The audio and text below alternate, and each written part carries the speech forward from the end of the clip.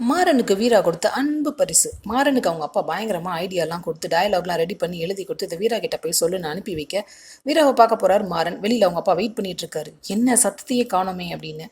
மாறன் உள்ள பேசுறாரு. ப்ளீஸ் வீரா, வாழ்க்கை ஒரு தடவை தான். எப்பயோ தெரியாமல் செஞ்ச தப்புக்காக நம்ம 2 பேரும் வாழ்க்கையை பலி கொடுக்கணுமா? இது எந்த வகையில் சரி? ப்ளீஸ் டி அப்படின்னு சினிமாட்டிக்காக சொல்லி முடிக்கிறதுக்குள்ள ஒரே அறை வீரா கொடுக்க கட்டத்துறைட்ட அடி வாங்கின கைப்புள்ள மாதிரி சுருண்டு போய் விழுறாரு மாறன். வெளியிலேருந்து இந்த சத்தம் கேட்ட ராமச்சந்திரன் அவருக்கே அடி விழுந்த மாதிரி கன்னத்தில் கையை வச்சுட்டு அந்த இடத்துல இருந்து எஸ்கேப். மனசுக்குள்ள அவங்க அப்பாவை திட்டிகிட்டே நிற்கிறாரு மாறன். வீரா சொல்கிறாங்க, ஏண்டா மன்னிப்பு கேட்கறதுக்கு உனக்கெல்லாம் எப்படிடா மனசு வந்துச்சு? மன்னிக்கிற அளவுக்கு சின்ன தப்பா நீ பண்ணியிருக்க. எங்கள் அக்கா உயிர் போயிருக்குடா. இப்போ வரைக்கும் இன்னும் இந்த குடும்பம் சரியாகலை. அதில் சில்லு சில்லாக உடஞ்சி போயிருக்கு. இவர் இப்படியோ வந்து மன்னிப்பு கேட்பாராம். நாங்கள் அப்படியே உடனே இவர் கூட சேர்ந்து வாழணுமா?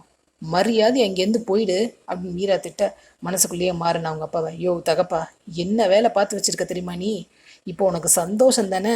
இந்த வர்றேன் பார் அப்படின்னு நினச்சிட்டு நிற்க வீரா கத்துறாங்க, உன்னை வெளியில் போன்னு சொன்னேன், என்ன யோசிச்சுட்டு நிற்கிற, போடவில்லை அப்படின்னு கத்த.